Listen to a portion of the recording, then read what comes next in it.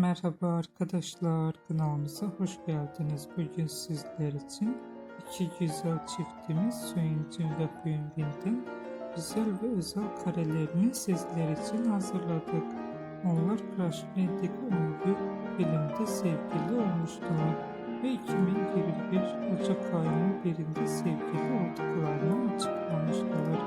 2022 yılının Mart'ın 31'inde evlenmiştiler. Suyuncun Samsung Easy Ray'in ve Crash Bandicoot 11 serialında meşhur olmuştur ve biz de sizler için onların güzel ve özel karelerini hazırladık.